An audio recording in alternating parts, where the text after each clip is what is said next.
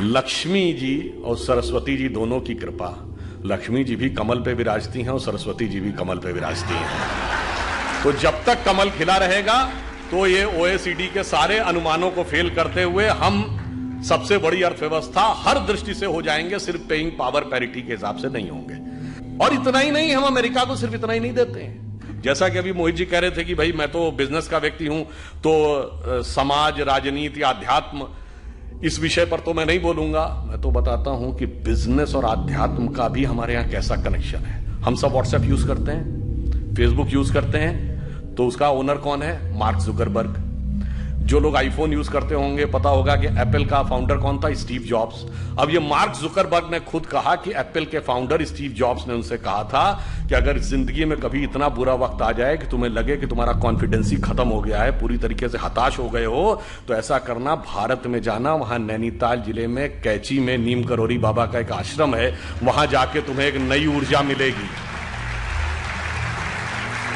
और mark Zuckerberg ने कहा कि मैं आया, वो दौर जब आया और मुझे एक नया कॉन्फिडेंस मिला और जाके फिर मैंने नए सिरे से यह रचना प्रारंभ की। तो हम बिजनेस के साथ साथ हम यह भी देते हैं, तभी हमने कहा कि हम सोने की चिड़िया के साथ साथ जगत गुरु भी बनेंगे। यही हमारा भवितव्य है। यहां अहिल्याबाई होलकर जी का पुण्य स्थान है।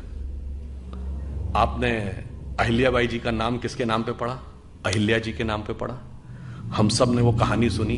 गौतम ऋषि की पत्नी अहिल्या थी, इंद्र ने आकर संपर्क स्थापित कर लिया, इसलिए वो पत्थर बन गई।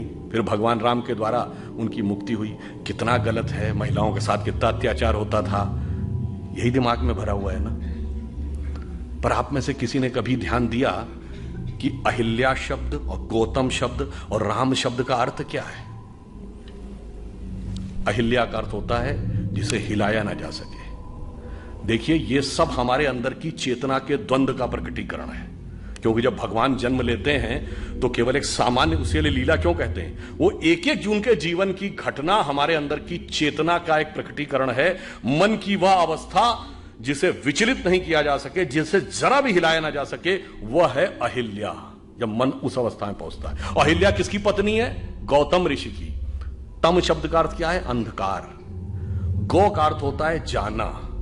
जब आप अंधकार के परे चले जाते हैं और ज्ञान के प्रकाश का साक्षात्कार करते हैं, तब चेतना उस अवस्था में पहुंचती है जिसे विचलित नहीं किया जा सकता। यह गौतम और अहिल्या के पति पत्नी होने का अर्थ है। और इसमें एक और बात है, आपको नहीं पता होगा। यह अंग्रेजी का जो गो शब्द है ना, जिसका मतलब जाना, वो संस्कृत के गो से निकला है। यही गो शब्द का अर्थ है जाना। गौतम का यही अर्थ है, तम के परे जाना। दसियों बार आया है रामचरितमानस में, गो गोचर लग जा मन जाई तो जानो माया भरमाई। मगर हमारे दिमाग में भरा है कि गो अंग्रेजी का शब्द है। हमारे यहां गोचर, ग्रहों की गति को गोचर कहते हैं ना। आज का गोचर, ज्योतिषी से पूछे, कहता आज का गोचर, ये सब गो शब्द जाने से बना है।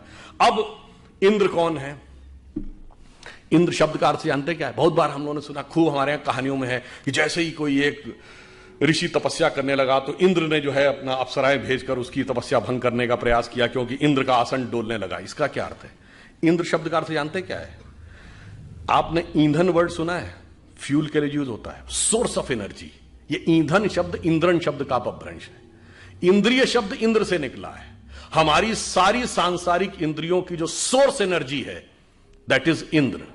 और जब कोई तपस्या करता है तो इसका अर्थ क्या हुआ? वो इंद्रियों को कंट्रोल करने की कोशिश करता है, तो इंद्र का आसन डोलता है, यानी इंद्रियों की सत्ता कमजोर पड़ती है।